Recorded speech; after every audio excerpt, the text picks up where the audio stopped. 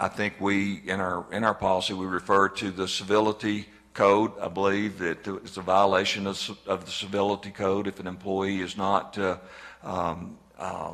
following the process. And then also, I think there's a reference to the employee complaints and grievance policy.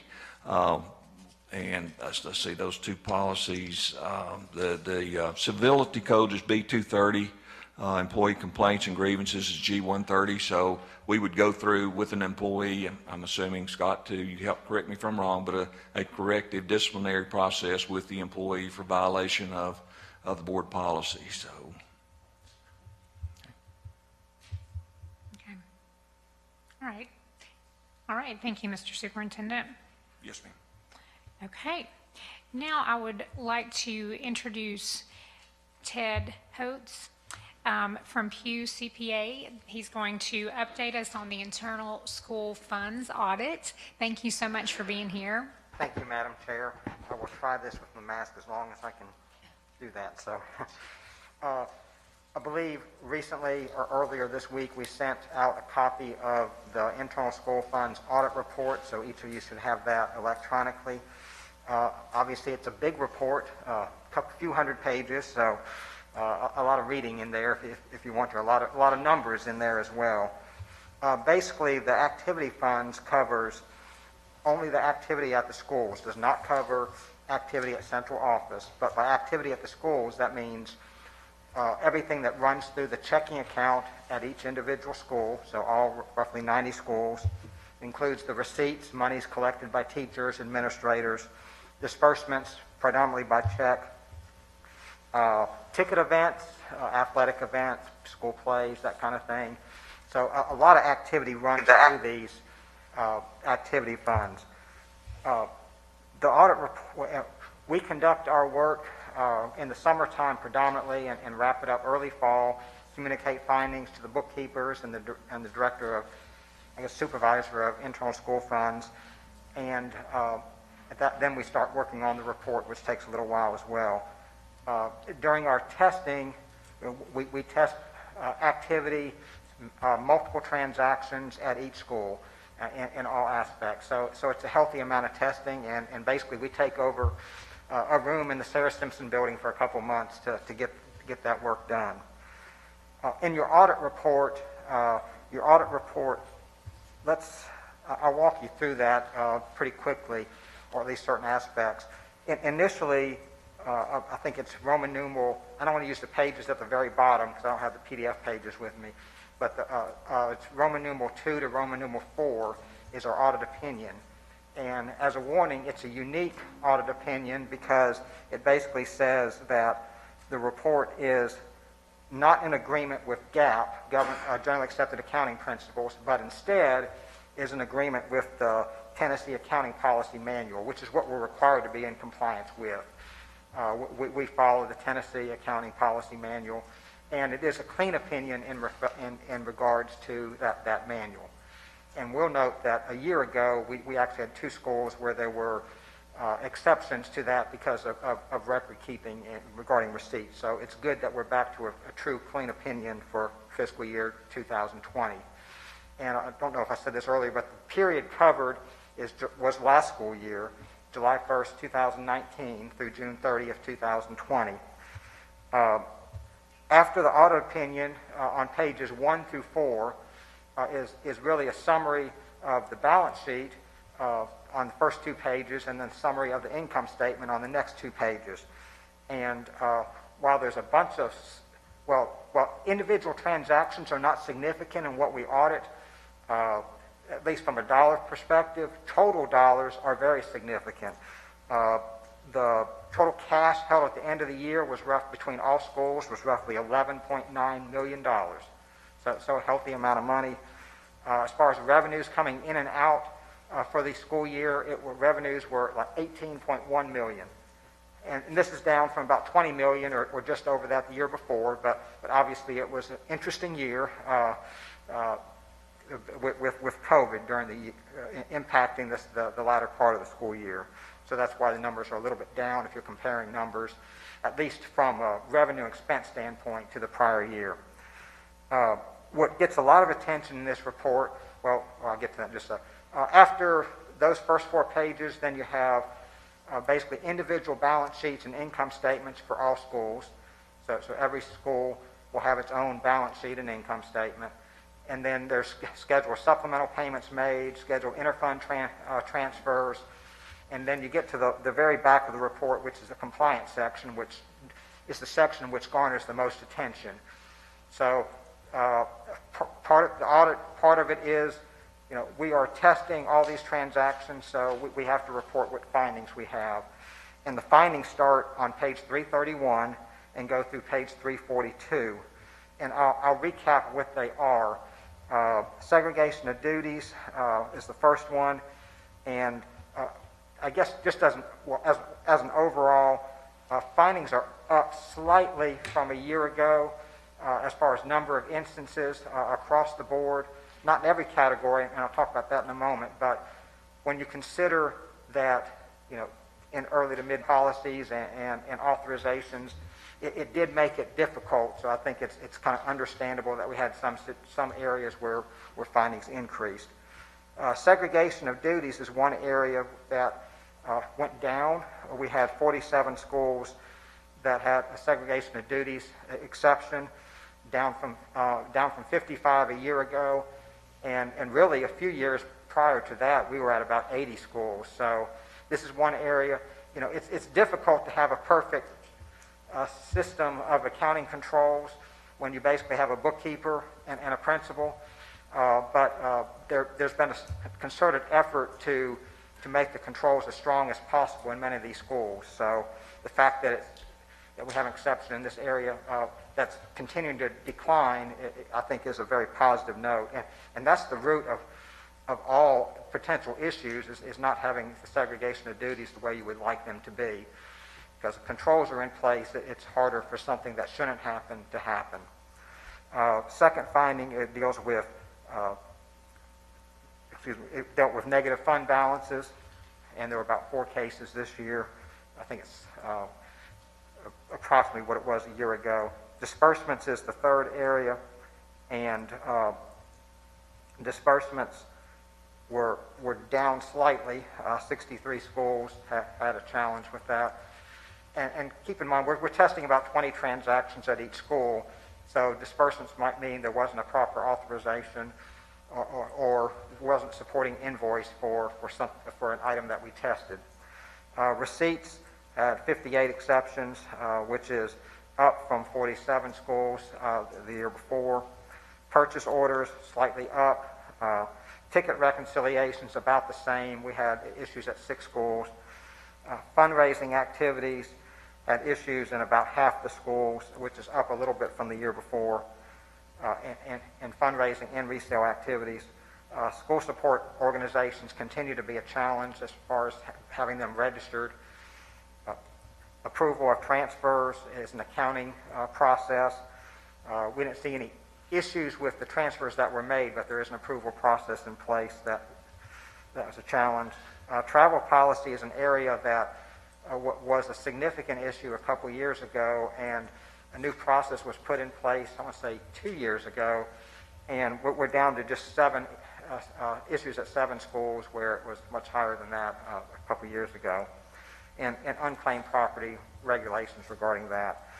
But those are the areas pretty much similar to what we had a year ago, although, as I mentioned earlier, we had an exception at 2 schools for lack of receipts, lack of documentation of receipts in 2019, and that was corrected.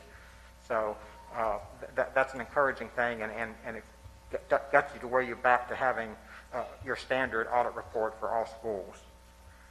A lot of information in here. I'll open up for any questions. More questions? Okay. I will say the audit wouldn't be possible without the help of Garrett and his team. Heidi Murray, we have regular contact with, the bookkeepers. We don't have contact with them during the summer while they're off, but when they're back in the school, as soon as they come back to school, not only they have to meet with the principal and everything getting ready for the school year, they have to deal with us too. So, and results are also discussed with management, Garrett and Ron McPherson and the superintendent as well. So as auditors, we're pleased to see the involvement of management in this process. Okay, great. If we don't have any questions, thank you so much for being here this evening. Thank you. And for all that work. Thanks very much. Okay, and now we'll move to our Project Grad Annual Report with Miss Ronnie Chandler, who is the Project Grad National Executive Director. Welcome, Ronnie. Thanks for being here. Thank you, Madam Chair, members of the board, counselor, Superintendent Thomas, and staff. Happy New Year. I've included a brief refresher of the KCS Grad Agreement for the benefit of new members. In 2018, KCS entered a new 5-year Memorandum of Agreement for FY19 to FY23 to continue to provide the grad program established in 2001, 20 years ago this year, with annual updates to be provided. GRAD is a K through 16 college and career access and success education program working elementary through post-secondary. The leaders we need tomorrow are in our public schools today. At the highest level of our work, we are infusing hope and opportunity for amazing kids, many who must navigate concentrated challenges not of their own making. GRAD has sister sites in Houston, Akron, Cincinnati, and Kenai Peninsula, Alaska. Like you, we are advocates of public education, serving brilliant kids from a strength-based and asset-based approach. A full list of schools served is on page 1 of the MOA, but include Austin East, Fulton, their feeder middle schools, Vine and Whittle Springs, and 10 elementary schools. We also walk with grad scholars after high school through post-secondary, whether that be accredited trade technical program or traditional 2-year, 4-year college. The district benefits from the K through 16 grad approach, but the new 5-year MOA specifically restricts district funding to high school expenses only at an amount of $700,000 annually, and we honor that designated restriction. Private sector funders, donors, partners, and sponsors provide for grad administrative support, elementary and middle school opportunities, and post-secondary support that includes early college and career awareness and hands-on experiences for children K through 8, post-secondary success coaching, grad alumni engagement, grad summer institutes provided by Pellissippi, UT, and TCAT Knoxville, the grad $4,000 scholarship, WATE grad laptop telethon, and grad Hands on the Future employer-paid summer internships. There is a diverse workforce business case for grad that draws industry partners. In April 2020, the Grad Board of Directors voted for the creation of a new startup education foundation as the long-term sustainability funding strategy to continue the grad program into the future. That action followed a study with recommendations from a joint task force appointed by the Great Schools Partnership Board, the Project Grad Board, and had KCS representation. The Knox Education Foundation is that new nonprofit organization championing public and private support and innovation for public education in Knox County and is a strategic partner for Knox County Schools. Governance and funding for grad, community schools, Leaders for Readers, Teacherpreneur were brought together as initiatives in the new foundation. We already had shared back office functions since 2013. Great Schools Partnership was sunset. The EIN, 501c3, and Charter of Grads Incorporation changed for Knox Ed. A foundation board of directors was seated. The Project Grad Board of Directors transitioned to a board of advisors, and a Knox Ed Foundation CEO was hired. Established Project Grad programming continues as part of Knox Ed and continues as the Project Grad Knoxville brand, with the Project Grad Knoxville Executive Director, and continuation of the 2018 negotiated Memorandum of Agreement through FY23 was specifically honored in creation of the foundation and continues as new opportunities develop. Despite many challenges, more than 600 AE and Fulton alumni have completed a post-secondary credential since the first 2005 grad cohort, and 2 work full-time on the grad team. One is the team leader at Fulton, where she went to high school, and the other is a grad post-secondary success coach. The grad program advocates for and supports about 6,800 K-12 students each year, along with over 250 grad scholars in post-secondary. 92% of the K-12 district students supported by grad reside in 5 zip codes that have some of the highest documented concentrated challenges and disparities in the city: 37914, 37915, 17, 21, and 20. Students served are diverse. The most recent state report card data indicates that the students we serve are 49.8% Black and African American, 29.5% white, 20% Latinx, and 1% are students who identify as Asian, Native, multiracial. 59.4% are economically disadvantaged according to the state's new definition. However, the state report card percentage includes only those who self-report use of public assistance and does not include those who keep that information private, or families without documentation who cannot access public assistance, Tennessee Promise, or financial aid. Information provided by KCS Research in 2018 shared that economically disadvantaged percentage was really more 86%, and we know those families probably have not gained wealth. The current agreement addresses 3 targets mutually determined by Knox County Schools and Grad, and relates to the KCS restricted funding, graduation rates, post-secondary enrollment rates, and the number of Austin East and Fulton graduating seniors qualifying for the grad scholarship. And that criteria is indicated there in number 3, graduate on time with their class with a 2.5 or higher GPA, and complete 2 summer institutes or allowable substitutions like Governor's School, Upward Bound, academic camps on post-secondary campuses. Specific details on calculations of the metrics are provided for the board in the attachment titled Calculating Metrics. The first slide represents metric 1 and targets for AE. Project Grad will contribute to increased high school graduation rates by aligning intentional student supports with school-based initiatives. And the MOA target there is assist KCS in increasing the graduation rates at each school by 1.5% each year. The blue bars indicate the goals, and the orange bars indicate the outcomes. At far right, the goals and outcomes are provided in table form, and the shaded box on the right indicates the number of students reported as the high school's cohort and the number of graduates. Again, definition of terms are provided in the calculating metrics document, and the state defines a cohort as the number of students who started at the school in 9th grade.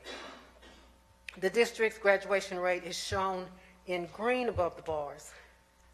For year 2, the metric 1 AE goal was 78.8%, and the outcome was 78.2%, again reflected in the second set of bars. And the same metric for Fulton, with the same target adjusted to their specific graduation rate. The metric 1 goal for Fulton was 74.5%, and the outcome was 80.3%. Again, the second set of bars reflects that comparison. Metric 2 reflects the post-secondary enrollment, and you'll note on this metric it reports prior year, as grad scholars have up to 1 year to enroll in post-secondary and activate their scholarship. Project Grad will work with KCS to increase the post-secondary enrollment rate of graduates at Austin East and Fulton High Schools according to the KCS National Clearinghouse data and verified accredited non-clearinghouse institutions like Berea College, TCAT Knoxville. The clearinghouse is a fee-based membership, and not all accredited institutions pay to join it. So when grad scholarship recipients enroll in an accredited institution that's not a member of the clearinghouse, we report those enrollment. And again, examples there are TCAT Knoxville and Berea College. The AE goal for year 2 was 41.1%, and the outcome was 49.6%. And again, tables provided to the right indicate those numbers. And for Fulton, the same metric, the goal was 50.6%, and the outcome was 50.8%. Again, the second set of bars indicates that information. The third metric combines the number of AE and Fulton graduating seniors who qualify for the grad scholarship as one cohort for the graduating year. Project Grad will increase the number of seniors that qualify as a grad scholarship recipient. The target is increase the proportion of senior cohort members that are PGK scholarship recipients by 4.5% each year. The grad class cohort is tracked beyond high school by the grad college and career success coaching that is provided outside of the MOA. But the year 2 goal was 37.8%, and the outcome was 45% with 147 recipients. We've added a COVID-related data note to the year 2 update. Approximately 48 days were lost when the 2019-20 school year ended on March 12th, approximately a fourth of the school year. However, not all days lost were significant to data outcomes. It is suspected, however, that the real impact from school disruptions due to COVID will be most evident during the current 2021 year. With that consideration, the following suggestion is made for assessing 2021 school year and COVID impact if there is a related district decline. For example, the KCS district rate for 2020 is 91%. If the KCS graduation rate for 21 were to decline by 3%, the grad metrics would be adjusted down by 3% as well. Metric 1 references that grad provide intentional supports that align with school-based initiatives. Last year I took the board through almost 36 slides with detailed information on aligned supports. This year a summary was provided in the attachments titled 2019 Yearbook and the summary overview of PGK post-secondary supports. Grad continues to deepen and grow supports for district students served by PGK.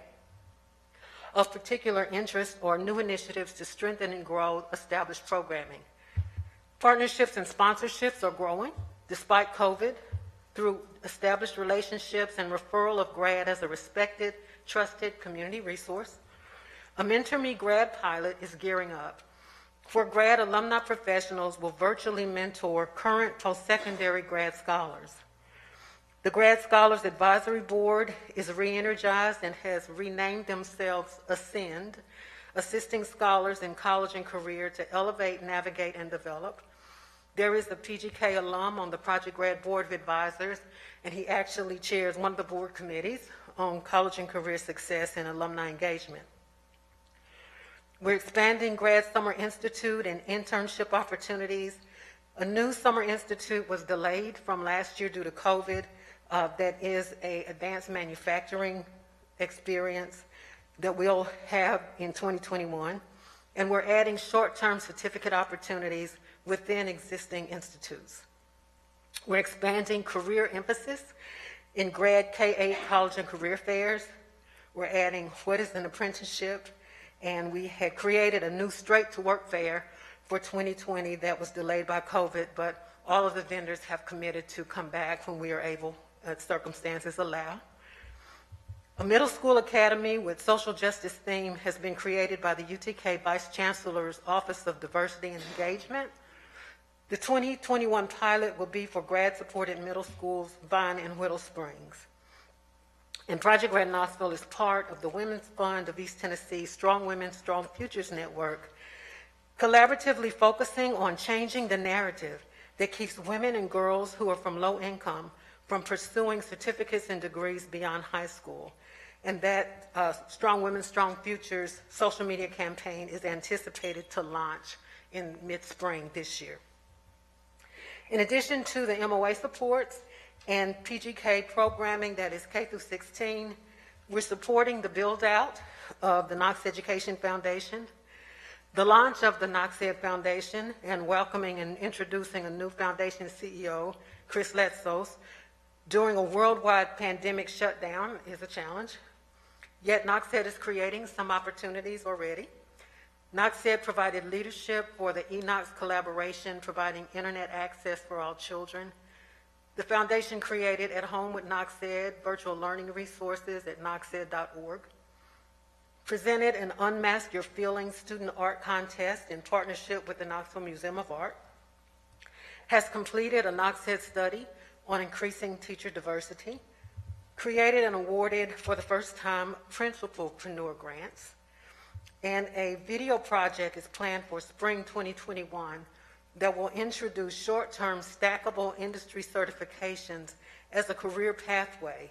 We're going to create and test a pilot video with grad for AE and Fulton. Then Knox Ed plans to offer that district-wide.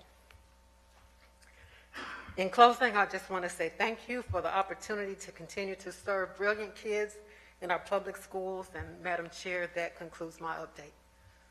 Thank you, Ms. Chandler. Do we have questions? Mr. Watson? Yes.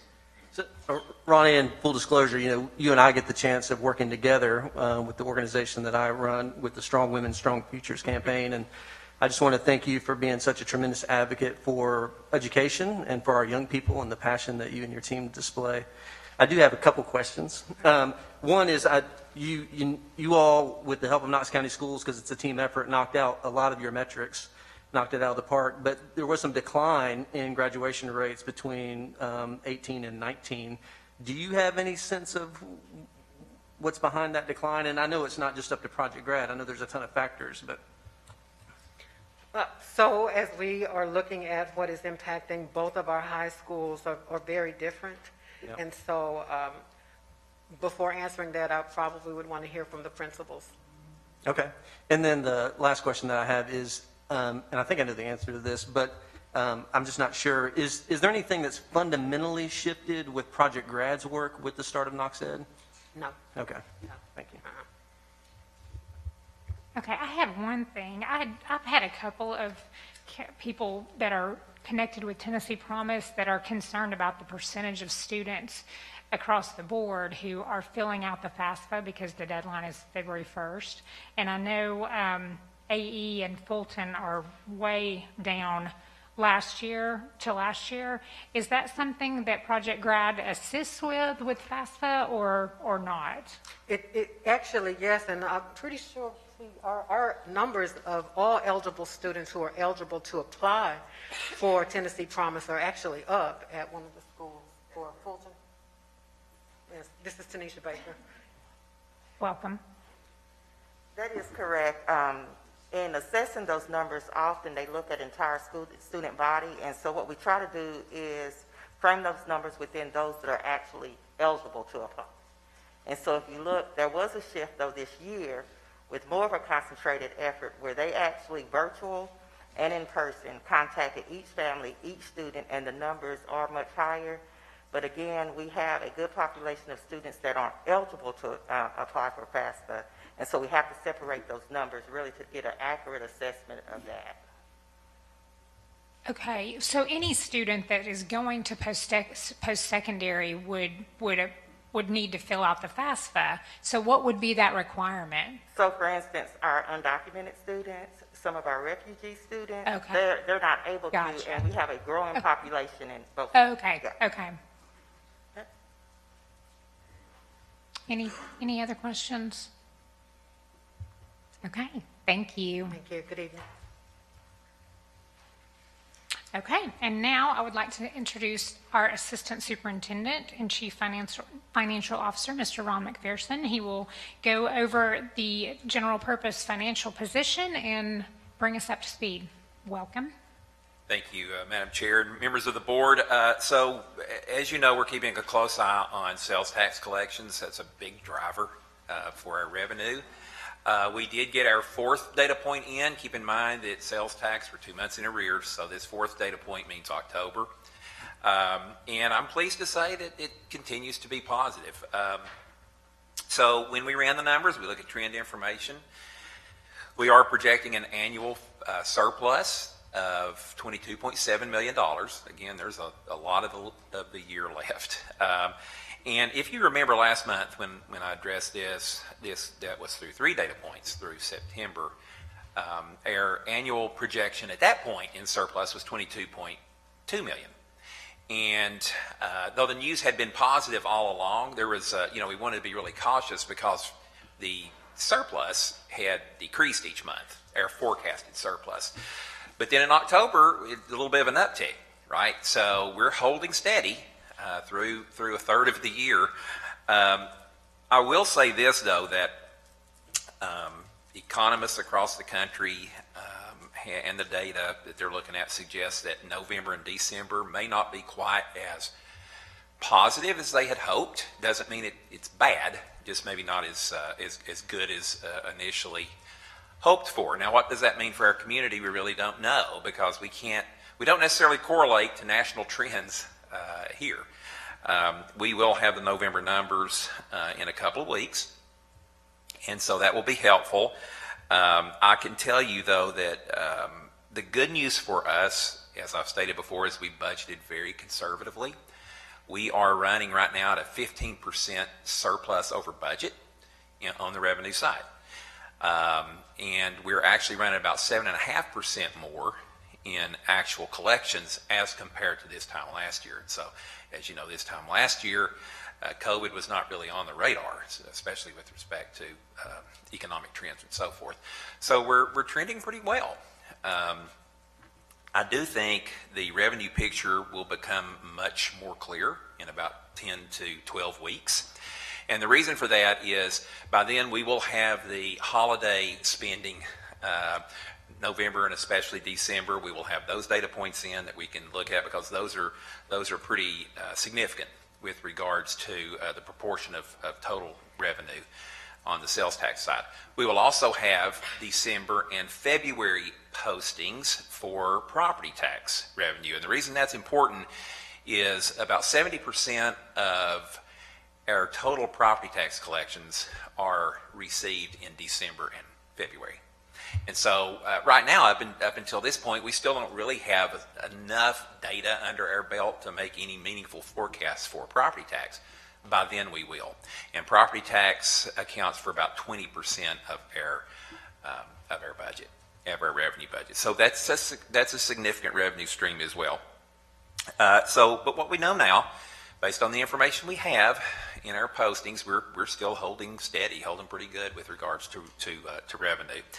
I will say this, though, regardless of how much or how fortunate we are on the level of surplus we will close into this year's budget, we need every penny of that and more, because as Mr. Thomas has already mentioned, for this year alone, we suspect, or we are anticipating spending about $10 million unbudgeted costs related to COVID. Primarily that relates to our virtual learning initiative and personal protective equipment as well. And so also I think we have that. Hopefully we can cover that through surplus collections, but we'll also need considerable amount of reserve going into the next budget year, right? Because to what extent will COVID still be around, and to what extent will be the need for the dollars to address that? I don't think virtual learning is going away. As Mr. Thomas has said, this pandemic has created a whole new instructional delivery models for dealing with that. So I think the question is, to what degree will that continue? Also, Mr. Thomas mentioned the OneToOne initiative. As you're aware, we funded the bulk of that as we roll that out through CARES dollars, federal grant money. We are keeping a close eye on what this new wave of money will look like. We don't have, we're trying to chase down the information right now. Hopefully within the next couple of weeks that will be forthcoming. I think the state, states have to get their arms around what it means for them, and then once that happens, then they have to determine what it means for the districts in that state, because the money flows through the state. So we're keeping our fingers crossed on that. I won't even try to speculate on what that will look like at this point. Although it does appear help is on the way. That will provide great relief to not only this year, hopefully next year as well. But we need to find a way at some point for this one-to-one initiative to work that into the budget, right? Because that's a recurring cost. We're looking at $5 to $7 million a year. So at some point we'll have to work that in. Also, compensation enhancements for the upcoming year. We're going to take a hard look at that like we do every year. That's usually one of the first priorities that we have, and we were unable to give those for this year. Other than step increases, we were unable to give percentage salary increases. We're also looking at health insurance, and there are significantly more participants on the health insurance plan than in the prior year. And right now, just that cost alone could reach as much as $2 million more than what we spend. So we'll have to budget for that, obviously. We also, as you recall, we had some reductions in our base budget going into this year, and the first thing that always comes to my mind are school allocations. We reduced those by 50%. And some schools are struggling right now because they also had a reduction in football ticket sales, gate sales. And so it's likely we're going to have, for some schools, we're taking a look at, how much do we need to assist them for the remainder of this year. But particularly, we need to look hard at restoring those cuts back up to the levels that they were. And then also textbooks. That's always one that's a kind of a high dollar item. We did not even purchase the ELA adoption for this year. For the upcoming year, I believe it's math coming up. For the last couple of years, to fully implement that adoption cycle, you're looking at $7, $8, $9 million. We have been able, in the past, for the last several years, been able to cover some of those costs through fund balance dollars. Hopefully these surplus, if we continue the trend in revenue for the remainder of the year, the surplus dollars, if they're there, those will obviously close into fund balance. That would help greatly with the textbooks initiative as well. We also had a host of needs. I won't go over all of those. There were a lot. A host of needs that were requested in this current budget year. We were seriously looking at. When COVID hit, we just started rolling things off, right? And the things that always jumped out in my mind, I won't go over all of them, but included in that were increases to intervention supports. And we do have intervention supports. We need more. And especially in light of what we've gone through this year, I suspect that we'll need that even more than we did the previous year. So we need to look hard at that. Same thing with mental health supports. We were looking to bolster the resources for that, and I think we need to take a hard look at that. So, again, this new stimulus package, we're very hopeful that could help mitigate some of these issues with the budget. With the new presidential administration, will there be another stimulus bill come through? Don't know. But that's something to we can hope. But anyway, we're operating still with a lot of unknowns. But as we go more and more into the year, some of this begins to take a little bit more focus, not only with regards to revenue but expenditures as well. So I would just say, again, we remain cautiously optimistic, but we know that this upcoming budget will be challenging, like every other budget. I've never seen a budget yet where the needs didn't exceed the resources. So whatever surplus dollars we have, we need to use those wisely and very strategically. And so that's budget status right now in a nutshell. Be happy to take any questions if anybody has any. I have a question. Oh, Betsy, yes, go ahead. Okay, thank you. So, thank you, Madam Chair and Mr. McPherson. Thank you for that report. I know that the governor and the legislative leaders have said that they want to hold the school districts harmless, and I believe I've heard you say that there's more than one way to do that, and some ways are more helpful than others. So I was wondering if we could get maybe a one-pager that explains what we need our legislators to do to hold us harmless in a way that would be most helpful in our district. Would that be a possibility? Yes, that's a very good point. Yes, we can do that. So hold harmless can mean a lot of different things. We and other boards across the state have had resolutions in their priorities asking to be held harmless. I think I've actually seen some boards say very specifically, don't give us any less money than you did the year before. That we don't want to settle for that, right? And that's why we want to tie it back more so to average daily membership, because that's a primary component. And so we tie it to average daily membership. What we're really saying is hold us harmless with that, because that's the primary driver. And if we were held harmless in the sense that we received just level funding, that would be very hard on us as well. Because typically, just with natural growth, we could receive $7-8 million a year on that. Not only that, coupled with the fact that if we're not held harmless, as Mr. Thomas said, that could be $8 million or more going the other way. So yeah, there's a lot of repercussions from that. So if you'd like, yes, we can. If that's what you need, maybe just kind of a little bullet points on the difference. I appreciate that, and I just had one other thing to say. I appreciate you bringing up that teacher pay is a top priority, and I believe that our teachers and staff have been doing an amazing job this year to ensure that our children are safe and they're learning. I know that the budget's still in flux. I completely understand that, but I believe, I just want to reconfirm, and we all need to reconfirm that our commitment to increase their salaries and just make that a priority. I know there's lots of other programs that we want to fund, but, I think teacher pay is a top priority, so it doesn't continue to fall behind. And I know that we had discussed a bonus, but I think, that's a one-time payment that won't be factored into their retirement. I don't think it'll help us recruit and retain teachers. I just think that we need, we're the last in the major counties in the state, and we're behind neighboring districts in our region, and I just want to do well by our teachers. Just wanted to reiterate that a little bit more. Thank you. Yes, ma'am. Thank you. Mr. McMillan? Thank you, Madam Chair. Ron, I'm not sure that you are the one to answer this, but if not, just say so. There's been a lot of talk about the virtual and about, for whatever reason, and I'm not placing any blame on anybody.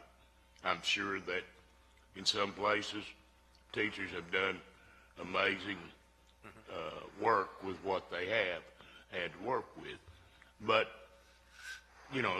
if the kids do not sign on for the period and everything. So where I'm going is, if we have a lot of kids that are failing or are behind, would we probably do that as a separate session, or would we just work that into the regular calendar year? Do you mean with regards to interventions? Yeah. Okay. I may need to turn to John on that. I don't know, Mr. Thomas, okay. Yeah. Dr. Isaac? Thank you, Madam Chair. Thank you, Mr. McMillan. So I think a couple things I've heard Mr. Thomas say, and I think Ron say too, that virtual is probably here to stay. And so I'll try to answer that two ways. I'll try to answer what you're talking about, what seems more like kind of like a learning loss or a makeup time kind of thing, maybe like a virtual summer school. I mean, just thinking those kinds of things. Yeah. What we're hearing is that there's potential the funds that Ron has mentioned, that were this next batch, that is one of the buckets that could potentially be fundable, that it could be like a learning loss. So they're not saying specifically summer school, and we don't know what all that means yet, but we know it's been identified as one of those. And I think, Mr. Trent and Ms. Thompson both have already started thinking through what could that look like in those kinds of things. So I think one of the answers to the question is, yes, I think there could be some potential additional time, not in the traditional school year, that we would have for that. But when Mr. Thomas and Mr. McPherson speak to kind of virtual is here to stay, I think here's where the pandemic has kind of forced us, which has been in some ways great because it's made us have to learn quickly. And we've, to your point, we've had some teachers do some incredible things and make exponential growth. And what we've seen is some kids really take to that. But we also know, as we said early on, that we've been doing in-person for 100 years, and we've been doing this for 6 months. And I think we're learning a lot of lessons every day to that. So I think where we would like to see, that we don't know that it's for everybody all the time, but we think that what we're trying to do through our research team right now is trying to create kind of a profile of a virtual learner who's being successful. And we also know this, that as we learn, we want to get better at virtual. So just because it may be for a certain demographic right now, or a certain student or a certain age level of student, that doesn't mean we don't need to continue to grow virtually to help with other students as well. But I think that yes, there will be a time where there's probably a little more like a transfer, if you're going to transfer to a magnet school or a magnet program, something like that, where you're looking at this, and there'll probably be some prerequisites that you've been able to show that you could have success in that. But right now in the middle of the pandemic, that's a little harder to be able to limit that. So I think, but again, I think we're learning a lot about that, and we'll probably will be for the next 2 or 3 years as we kind of get better at it. The governor and the legislature are aware that this exists. The virtual programming? Right. I mean, that there's a problem with some kids not being up to speed. I read something somewhere the other day, or heard something, I can't remember what it was, but about that there was talk, because it was so many of them that were behind, that I'm sure they'll have I talked to Dave Wright today, and we got interrupted. His wife called, so we didn't conclude our conversation, or we did conclude it quickly. But we're going to talk again. But we were talking specifically about what they're going to do next week over there, what he anticipates. And surely, if they did come with some kind of a mini summer school or something, they would send the money, would you not think? Again, as Ron said, I mean, we're just getting the beginnings of hearing what that could potentially be. But what we've heard is that that could be one of the ways, is one of the categories that this money could be used for, because there's always kind of restrictions to what it's for, but could be to try to mitigate some of the learning loss. And so they haven't, we don't know exactly what that means, but our thinking is that we need to be moving toward opportunities outside of just the school year. Again, it's not mandatory, but it's one of the situations where you can make that up. The other part to that, Mr. McMillan, is I don't know that anyone who says we know the full impact of what this has been is probably guessing, or they might have small sample data at this point. So the other thing we know is kids are pretty they learn quick, they modify quick, and they adapt quick too. So we won't know, and we'll have to probably continue to progress monitor this for the next couple of years to see. Kids may actually be doing better than we think, and they could be doing worse. I mean, we just kind of look through those to see what that looks like. The good thing is everybody's going through it, so it's not unique to us. So so we'll work through that. But I guess this would, I agree with everything you said there, but I guess this would just be conjecture on your part to answer this. But whenever we work our way through this, you do not anticipate us having near the number that we presently have on virtual, do you? Well, I mean, I think, again, I don't think any of us predicted we'd have the number we did, you know, on a regular year, that a third of the population would have chosen that. So no, I would say I wouldn't anticipate that, no. But I will say this too, there are other large districts that have had, prior to the pandemic, they've had a virtual program or a virtual school, and we've had that at a smaller scale. So I think, you know, this causes us to expand that. There are a lot of other places besides just a student being fully on virtual, that we think there are places where that could help, you know, homebound students, you know, potentially having access to more classes, things like that. So, so I think we're beginning to see where it makes sense and where it doesn't. And, you know, that we've had some folks say this has been a great thing for them and their family too. So, again, I think as we continue to learn that, we'll see. But yeah, I wouldn't expect it to stay a third of the district. No. Well, I wouldn't either. I'm sure it's been a learning experience, but, I would, once we work our way through this, and we will one way or another, eventually, I would hope that we'll see more and more kids going back to school. Parents want them to go back. They want to go back, because I just think that even if they do well with virtual, I think they miss out on a lot of, you know, I enjoyed particularly my high school years. I really enjoyed them, and I just think, if I'd had to experience something like that, you know, I lived in a rural area. I didn't see all that many people that lived around me that were my age, you know, so. Very true. Anyway, thank you. Thank you. Thank you, Dr. Isaac. Okay. All right. We'll move into discussion on our budget. Thank you all for all those presentations and great information. So we will move to items and contracts. Do we have questions on 1 or 2? Okay, 3 or 4? 5 or 6? Or 7? Okay, any questions on the board policy? Okay, the grant that is listed as A was withdrawn, but if I'm not mistaken, we are getting additional information and that will come back to before us in February. Is that correct, Mr. Superintendent? Yes, ma'am, that's correct. Okay.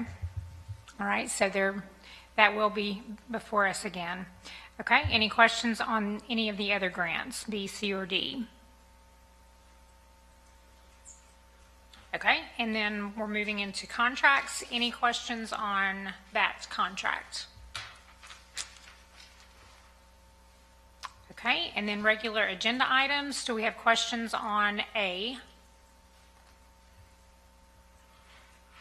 or B? Ms. Henderson, did you have a question on B? No, I'm okay. Okay. Okay. Thank you. Okay. Any other? I have one question, Ms. Owen, you may be able to answer this. Are we receiving information from class weekly regarding the articles or data, that kind of information? Anytime the legislature is in session, yes. We usually, okay. And but not, they give us other things, additional things, whenever something comes up, whenever they see that something may be happening, we do get those. But when they're not in session, there's not really anything. They would just be guessing. As soon as the legislature begins session, there will be a deadline when all of the bills have to be filed. And there will be hundreds and hundreds of bills filed. I think during the last session, there were well over 300 bills just related to education. Mm-hmm. So they have to sift through everything and pull those out. And as soon as those bills are filed, they will start giving us reports, and then I'll start forwarding them on to everyone. Okay, thank you. I just wanted to ask one other thing, and probably this is maybe of you, Ms. Owens, because with the special session, which is obviously so concentrated on education, do we think class will, I'm just wondering how we can kind of stay up to date with what's going on. Do you think class will be keeping us up on things, or?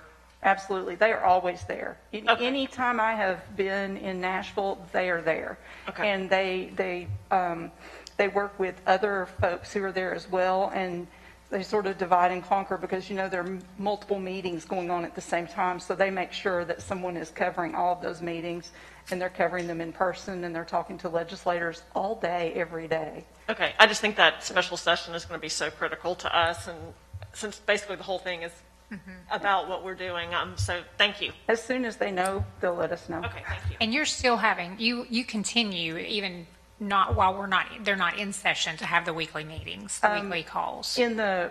Earlier in the fall, we didn't, but it starts now. Yeah, we had A bit of a break. sort of as needed, but now they will be weekly, yes. Okay, great. Thank you. Anything else on this class contract? Okay, all right. We will move to Ms. Owen's agenda item. Thank you, Madam Chair. I will just take a really short second on this. I just want to make sure everybody understands why I'm giving you this data, apparently for no reason. We've gotten a lot of emails with a lot of information from a lot of different people, and it all seems to be conflicting. And looking at it and sifting through it, I keep going back to the state data download. And the state data download is very useful, but it's also very, very cumbersome. I went right at the beginning of this meeting to double check some numbers, and it's so cumbersome that I couldn't actually check it because I couldn't get the whole thing to download. If I look at just the COVID data, there are 20 columns of it and thousands of lines, because they have a line of data every day for every county in the state. So sorting through that it's just crazy. So what I've been doing is going through and just sorting the columns and then taking out Knox County and dropping it in another spreadsheet just so I can understand what it actually says.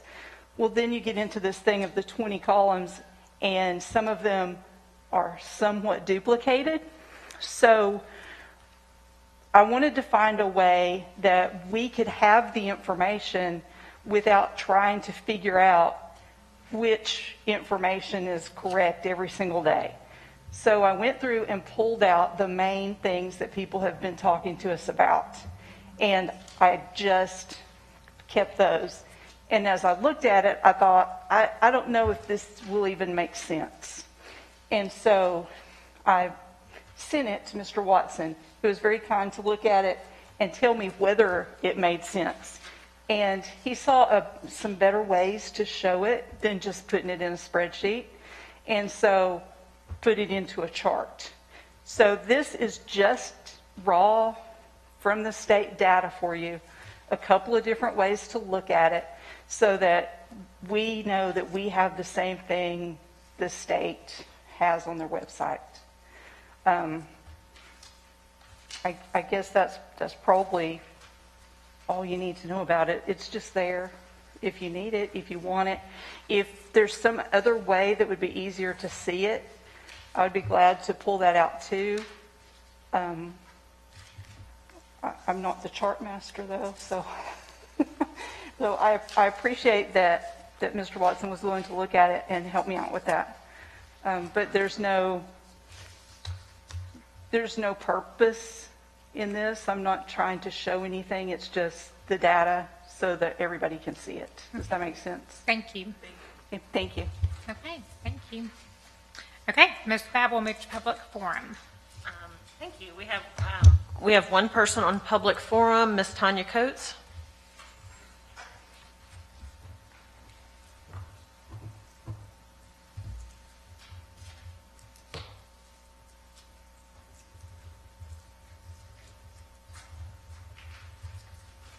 Tanya Coates, Knox County residents. Yes, I apologize. I'm doing two things at one time, so I apologize. So I was going to get up here and speak, but Mr. Watson must have been thinking we had some emoji going on, right? When he asked the question earlier about our rationale from Knox County Schools, why we went back. But then as I thought about this before I came up here today, I want you all to know that we are never at odds. Educators are going to do whatever it takes to help educate our kids in Knox County schools. I think sometimes people think if our jobs were any easier, that we would be paid for nothing. But I want people that are at home to know this, that we don't take our jobs lightly. It is hard. I, too, Mr. Watson, along with the Knox County Education Association and every educator in Knox County, don't want to be in the shoes of Mr. Thomas. It is a hard and difficult decision to do what's right for everyone. But when it comes to our jobs, we think that sometimes actions speak louder than words. And we feel like we're not appreciated sometimes, or as if people don't care about what's really going on with us. And I had a different perspective after I too contracted COVID and been sick for the last 20 days plus. Now I'm up to day 24, so don't worry about it. I'm trying to make sure that I'm following the guidelines as well. But we never want to be at odds. This virus is attacking us on every different level. And it's attacking us on public education that you have no control over. You have seen all too well yourself that we need more funding for public education than anything. Dr. Riswick just stood up here and said that other districts have had the technology and devices. We just came to fruition of doing that. But now it's time to a point that we're asking that from my own state president, saying it's time for legislators, it's time for local people to actually understand that all the things that educators do, it's time for a bonus and a raise. I know that we have challenges with our funding here in Knox County, but teachers are working tirelessly. We have done our job from day one. We weren't ready back in March. We can agree with you. We were not ready. We didn't have the tools ready to help our kids. But we agreed to use the $7 million to get one-to-one for our kids. We used the $7 million to get educators that did not have laptops in our own classrooms. And I think I shocked Mr. Thomas when I told him that we have educators that don't have laptops in our school district. But some things are out of your control. And we just ask for your grace and mercy, because this virus is causing us to pit each other against each other. And there's no way that we should be doing that. We should be trying to lift each other up and figuring out how can we do what's best for all educators in our district. I just ask you that when I made that statement about us being remotely, when I thought about that, I also said that it's incumbent on parents to do their job at home. Ask us to help us. You employ Mr. Thomas, but he can't do his job if he doesn't have the support from you. I said if parents cannot guarantee that they did not go visit Granny, they didn't go to the beach, or they didn't get one of the 2 million people didn't get on an airplane, they can't guarantee that they didn't do what was asked of them. And so this is causing anxiety, angst, and frustration from educators, and they can't do their job without the support and earnest knowing that you support them. I just heard what Ms. Henderson just said, that teachers need to have due diligence of making sure that they are taken care of. That's all we're asking, is sometimes just say thank you for doing what you're doing instead of penalizing us for what we're not doing. And again, Mr. Thomas, I thank you. I can't do your job. I don't want your job. And I'm sure that your administration is praying that you stay in your job. And thank you all. Thank you, Ms. Coates, for coming to speak. That concludes public forum. Thank you, Ms. Babb. Do we have any comments for board forum? No. I'd like to say something quickly. Yes, Hello, go ahead, sorry. Ms. Henderson. I was getting some feedback earlier that the live stream and the cable feed had cut out. So a couple of people missed Mr. Watson's question and some of the explanation by Superintendent Thomas. So can we go back to that a little bit so that more of the community can hear about why we are back in person. Thank you. I'm sure you'd love to go through that again, Mr. Thomas. I know, I'm so sorry. The most fun part of the meeting. Who's over technology? Like they're going to beat me asking this question. Oh, thank you. I appreciate the opportunity to, I'll try to repeat myself as best I can. Going back to why we made the decision, I think I talked a little bit about looking at the metrics that we have in place to help us make the decision. And some of those metrics were not available to us. The student attendance rate, obviously we weren't in school. Bus driver attendance rate, again, not available. We weren't in school. Cafeteria workers rate, not in school. Substitute fill rate, again, not in school. So some of the metrics weren't available. However, one metric that was available that we looked at and monitored over the break was our teacher and school-based staff attendance. And I know Mr. Bolton monitored that for us over the holidays. And as he was monitoring that, the trend seemed to be that from an attendance standpoint for our teachers and school-based support folks, that the attendance rate did not look like it was going to be a problem for us, which, again, when we dismissed school, let me rephrase that, when we went to virtual learning, that we were having operational issues with staff attendance as well as a substitute fill rate. But as we were looking at that, the rate, the way it was coming in was around 95, 96% of attendance coming back on the first day of school. So we did look at that, and of course, the more people that are and support staff and teachers that are in school, the fewer substitutes we need. So that was one of the driving forces. Another driving force was looking at the 7-day average of new cases when the week that we didn't have school in person and went to virtual. I think maybe during that week the new cases, I think it went up over maybe 400 or 500 new cases a day. That 7-day average was right at 400 and something, I believe. And as we monitored that over the holidays, I think it maybe peaked around Christmas time. So in looking at that, it continued to decrease. I think right now it's about 34% less than it was during the week that we went to virtual learning. So again, the 7-day rolling average did go down. That's still high. I think what we'd rather see is, and Ron helped me with this, a number of around 122, 123 in terms of a 7-day average. But it's right now at 200 plus, 284. But it's still less than what it was during that week we were virtual. And it seemed like there was something else that I talked about. I'm not real good at remembering.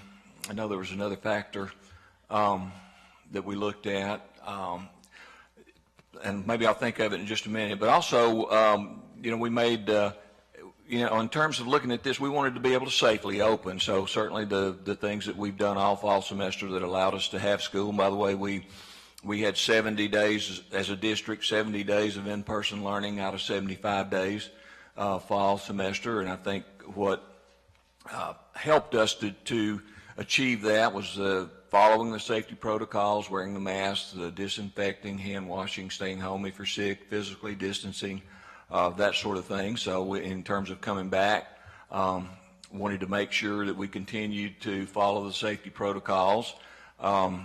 Also, I think I talked a little bit about a vaccine that's not available for educators and staff yet, but hopefully soon to be, and maybe in February. Mr. Thomas, Terry reminded me of your other points. Oh, good. What was it, Terry? I thought about it a minute ago, but I forgot it. It was just that you had committed to a promise to our 35,000 plus families. 45,000. Oh, yeah. 45,000 plus families. Yeah, that we would, try to keep school open. Right. We made a commitment to the parents of 45,000 of our students that we would provide an opportunity for in-person learning, provided that we felt like we could safely do that. So those were, I think, the primary considerations and things that we looked at.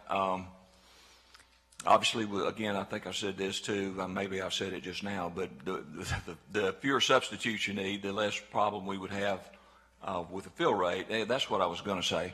Our fill rate today was 67%. That's anything less than 70% puts us in the red. But that 67% was higher than it has been since October the 30th. So which is a good sign. Now, again, all this may turn a different direction in the next day or the next week or whatever, and we'll continue to look at school by school situations. And over the last couple of days, we've looked at school by school situations, and we're faring very well, right now. So again, that's subject to change, but I think that was about everything. Maybe the video, when we can go back and look at the video, you can compare, see how my memory. You did. And the video will be available on the website immediately after this meeting, and so hopefully it shouldn't have a problem. It should be it should all be there, hopefully. So. And next time I'll make notes so I can go back and repeat verbatim what I said. But thank you for going back through that. Okay, Mr. Watson, did you have something? Well, Mr. Thomas, I appreciate you saying all that again. I think you did a great job repeating yourself, actually. Thank you. Yeah, so one of the things I just want the community to know is what I've seen in your leadership to this pandemic is you have been very consistent in your approach. And I think, if anything, I would hope that the community can trust that in those moments in the future, if and when you need to make that hard call, that you will. What I'm hearing you say is that in the absence of data, you felt like you made the move, you needed to make the move that you made. And the only thing that I'm hearing in the community is there's some that say, in the absence of data, we should have erred on more caution.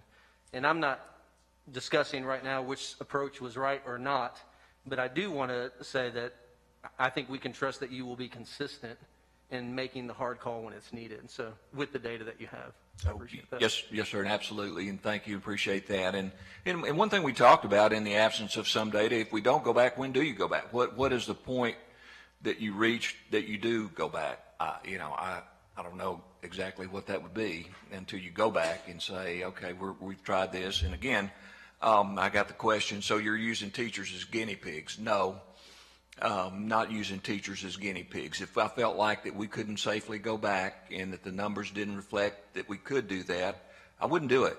And I'll put myself as a guinea pig too, from a standpoint, if I'm using people as guinea pigs, then I myself consider myself as a guinea pig, but that's not what we're doing. We had school safely in the fall. We had some closures. We may still have some closures. They may be one at a time, two at a time. It could be the whole district in terms of virtual learning. I don't know. Don't have the crystal ball, but certainly we're going to continue to do what we feel like is in the best interest of our students and our teachers. And I've said too, we're in this for our students. That's the bottom line. And I know teachers have sacrificed and administrators have sacrificed, and shouldn't ask the question. I got my soapbox. Our teachers and administrators have absolutely done a phenomenal job. And if we could afford to pay them double what they make right now, that's what they deserve. So I appreciate Ms. Henderson too, keeping it on the forefront in terms of compensation and salary increases, because our teachers, and I was out in a couple of schools yesterday, teachers are just they're going above and beyond, and they have done this all semester, the call of duty. So kudos to our teachers and to our administrators for the excellent job that they're doing and continue to do, and agree with everything Ms. Coates said, in terms of how hard our teachers and administrators have worked. And I know y'all appreciate it, and I do appreciate it very much too, and we don't say it enough. And I know appreciation doesn't help buy groceries or pay the bills, but I do just appreciate what all of our folks are doing, even beyond teachers and administrators, our custodial staff, our maintenance staff, our school resource officers, our teacher assistants, our secretaries, cafeteria, everybody is just doing a phenomenal job. And that's why too, part of what I wanted to do, the superintendent's report, is that, and said this yesterday, hey, we need to forget politics. This is not about politics. This is about education. It's about doing what's best for the students of Tennessee, and hopefully, then when this legislature meets, they can unite and be on the same page and do what's right by the students of in the state of Tennessee. All public schools in Tennessee, not just Knox County, but across the state. So I will let you adjourn. Thank you for that. And I think Mr. Watson makes a good point that you have been consistent in your thought process, and I think it's been prudent to look at closing schools on an as-needed basis. I looked back at the latest data that I saw by school. We had many schools that had 0 staff, and multiple schools that had 0 cases for students during the fall semester. So I hope that that's reassuring. I hope that that's reassuring to people. And I think that is a testament to our staff and how well they are doing what you've asked them to do. So I agree, and thank our staff tremendously for all the hard work. Every teacher, every person that works in a school, they've gone above and beyond. So we appreciate that immensely. Mr. McMillan? Just a brief comment. I know everybody wants to get out of here, but you asked the question. First of all, I think you did an excellent job the way you handled it in the fall. By when one school would pop up or two, you would, close that for maybe a day or work through it some modified way. It seemed to work pretty well. And you asked the question, if you don't go back, when do you go back? According to Dr. Fauci, or whatever the guy's name is, I heard that he was predicting we might not be able to get out of it before fall, even with the vaccination. Obviously, we hope he's wrong. But the one thing I did want to say, and I still believe this, is most reasonable people believe the studies that show that kids learn better when they're in person, the socialization process, the whole thing, they're just much better off. Now, could there be some? Yeah, maybe so, if that's what their parents want. But we're not going to be able to satisfy everybody. And we did promise, as you said, to have schools open, keep them open for as many people as possible. And that's exactly what we need to do, if at all possible, in my opinion. Thank you. Thank you, Mr. McMillan. Okay, I think that is it. This meeting is adjourned. Thank you.